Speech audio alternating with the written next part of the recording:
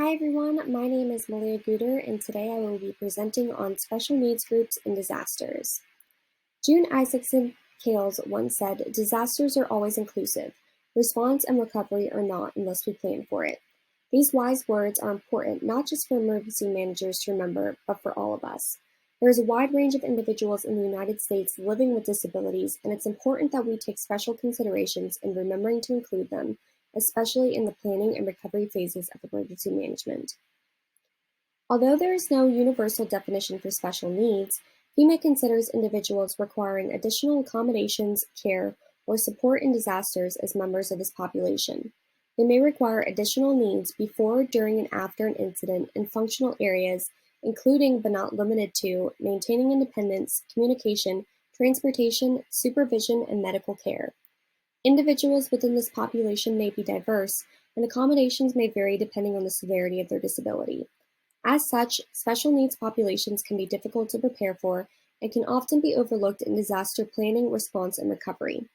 In emergency management, it is essential that these populations have access to special accommodations and can receive adequate care in the event of a disaster. FEMA describes special needs groups as those with disabilities, functional needs, and access needs. The most obvious type of special needs populations are those with physical and mental disabilities who could have difficulties preparing, evacuating, and recovering after a disaster. However, there are other types of special needs populations that can be unaccounted for and unrecognized. Individuals included in this group include children, cultural and minority populations, and those with limited English proficiency. The chart to the right, provided by the CDC, shows the percentage of individuals in the United States living with some sort of disability. After Hurricane Katrina, the landscape of emergency management changed, and the Office of Disability Integration and Coordination was created to ensure that individuals with disabilities have fair and equal access during disaster situations. The office helps FEMA deliver the agency's shared mission of helping people before, during, and after disasters in ways that maximize the inclusion of and accessibility for people with disabilities.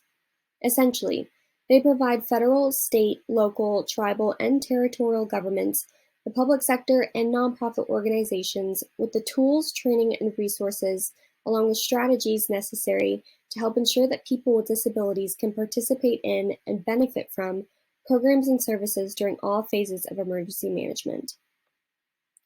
There are many statutes that dictate the response required on a federal, state, local, and tribal level when dealing with special needs populations. The Americans with Disabilities Act, Communications Act, and Fair Housing Act are just a few. In November of 2010, FEMA released an important resource called the Functional Needs Support Services, which is a guide to ensure accessibility in shelters. The key principles of disability law are self-determination, there's no one-size-fits-all to planning, equal opportunity, inclusion, integration, physical and equal access, effective communication, program modification, and no charge for equal access. For more resources and information, you can visit the Civil Rights in Emergencies and Disasters provided by the Department of Homeland Security. The webpage lists important information about civil rights laws that individuals with disabilities are entitled to and protected against discrimination in the event of emergencies and disasters.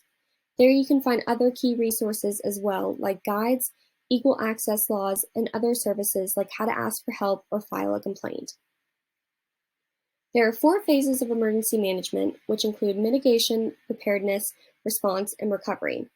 For individuals with disabilities needing special accommodations, the planning and recovery phases are the most crucial, and special considerations for members of this population should be taken during these phases. Assessments play a crucial part in the planning phase because it's important to know how many members with disabilities live in a certain population and where. Emergency managers can look to census data, health departments, and even social services to find information on how many individuals in the special needs population live within their area. Additionally, registries are a good source of information, however, they are completely voluntary, and some individuals may not want to share their information to a database in fear of their information leaking or discrimination against them. Lastly, GIS systems are extremely important as well because they provide a useful tool to map communities and even find evacuation routes to lead individuals that may need assisted transportation to safety. Planning considerations need to be made by all parties. Public and private organizations pertaining to special needs populations in disasters need to establish plans, and personal preparedness should be encouraged by all organizations. It's important that information on how to prepare as a special needs population be discussed and disseminated in communities. Organizations will have to consider methods for distributing information to special needs populations.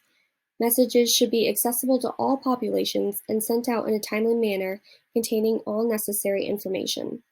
Additionally, evacuation is another aspect that special needs populations could have difficulty in. Individuals with a disability should be previously planned for if evacuation circumstances are necessary, and they may need to be taken out first.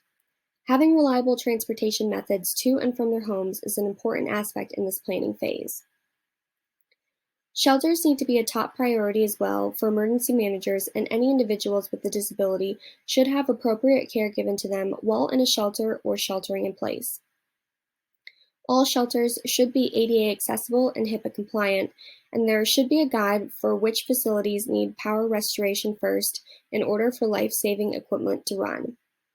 As with all disaster planning, it's important to have proper training and exercise so all parties know what to do, where to go, or who to contact in the case of an emergency. As such, it's important that special needs groups be incorporated into these trainings in order for first responders and volunteers to get a first-hand experience within their training. Recovery after a disaster is hard on the entire community, but special needs populations may have more difficulty bouncing back, and the process can be exacerbated for them.